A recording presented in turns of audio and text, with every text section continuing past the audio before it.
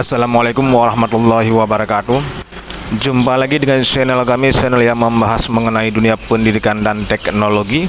Pada video kali ini saya ingin berbagi informasi sedikit mengenai pertanyaan teman-teman mengenai kenapa saya tidak bisa mendaftar sebagai P3K ataupun tidak bisa melanjutkan ke tahap berikutnya. Karena ada beberapa teman ataupun rekan-rekan yang tidak bisa melanjutkan pendaftaran karena dibatasi sesuai dengan aturan Kemenpan RB, karena sekarang ada tenaga non ASN yang bisa mendaftar P3K, ada juga yang tidak bisa mendaftar. Jadi dalam video ini saya ingin berbagi kenapa beliau tidak bisa mendaftar dan kenapa sebagian bisa mendaftar.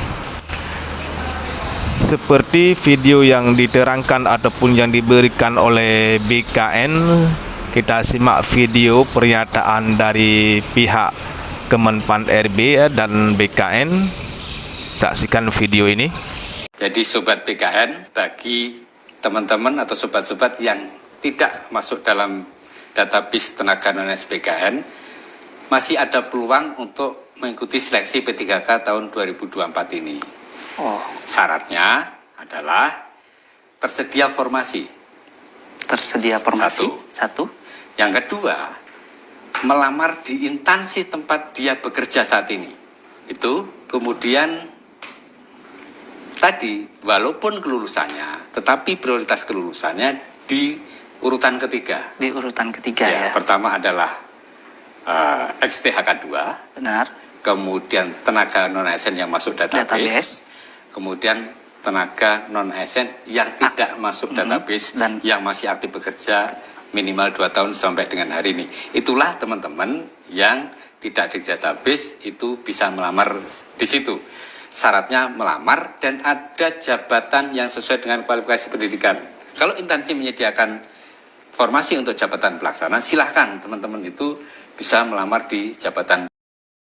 Ya, baik, sama-sama kita sudah menyaksikan video yang ditayangkan oleh pihak BKN mengenai pendaftaran P3K, karena sekarang pendaftaran P3K teman-teman ada dibagi dua gelombang. Kita lihat teman-teman. Ini bagi rekan-rekan yang belum bisa mendaftar di tahap pertama karena ada kendala. Artinya bukan kendala, tetapi kita tidak memenuhi syarat untuk mendaftar di tahap pertama. Di tahap kedua, teman-teman di sini simak teman-teman. Jadwal seleksi pengadaan P3K tahun 2024 bagi pelamar tenaga non ASN yang aktif bekerja di instansi pemerintah termasuk lulusan PPG untuk formasi guru di instansi daerah. Jadi teman-teman, kalau kita belum terdaftar di dalam database BKN, itu tidak bisa kita mendaftar sebagai P3K di tahap pertama. Tidak bisa mendaftar sebagai P3K di tahap pertama.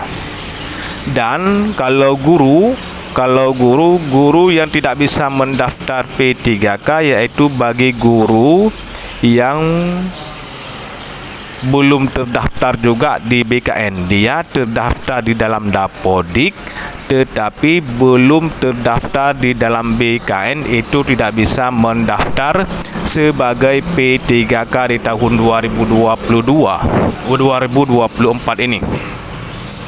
Jadi ada tenaga teknis, tenaga kesehatan dan tenaga guru.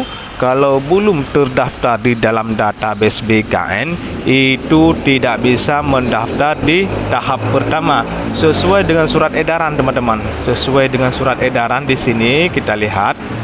Di sini sudah dijelaskan, yaitu pertama yang bisa mendaftar. Di sini sudah dijelaskan teman-teman di tabel yang pertama, pelamar prioritas guru dan D4 kebidanan bidan pendidik tenaga honorer kategori 2 dan tenaga non-ASN yang terdata dalam pangkalan data BKN.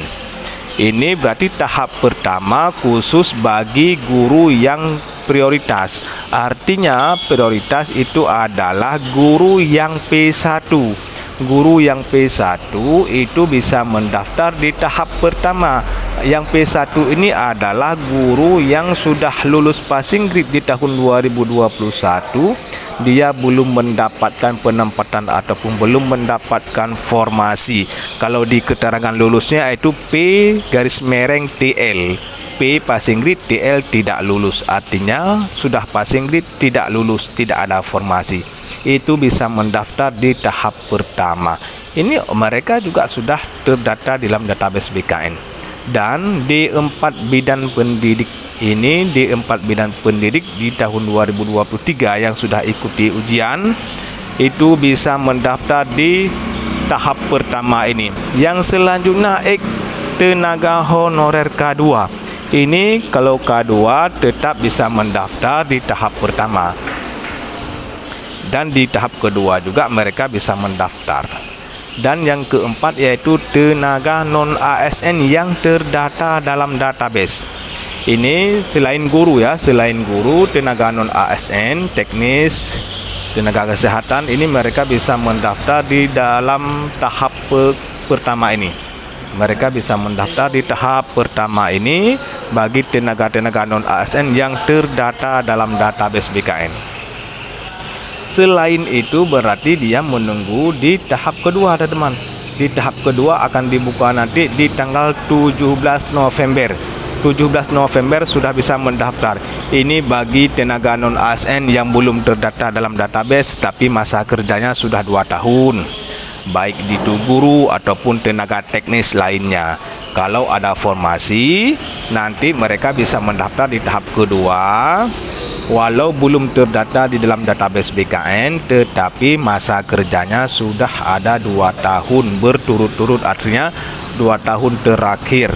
Nanti bisa dibuktikan dengan surat pernyataan dari tempat instansi bekerja. Kalau dia guru, ada surat pernyataan dari kepala sekolah. Kalau dia bekerja di instansi teknis seperti di dinas, itu ada surat keterangan dari kepala dinas yang bahwa dia aktif dalam 2 tahun terakhir ini. Dan bagi lulusan PPG ini PPG prajabatan, bukan PPG dalam jabatan, tetapi PPG prajabatan. Kalau dia bekerja di instansi swasta seperti mengajar di sekolah swasta, itu tidak bisa, teman-teman. Baru bisa mendaftar, harus ada izin pihak lembaga tempat kita bekerja. Kalau ada izin pihak lembaga, baru bisa mendaftar di tahap yang kedua ini. Nanti tahap kedua akan dibuka di tanggal 17 November. Inilah jawaban bagi teman-teman yang belum bisa mendaftar di tahap yang pertama.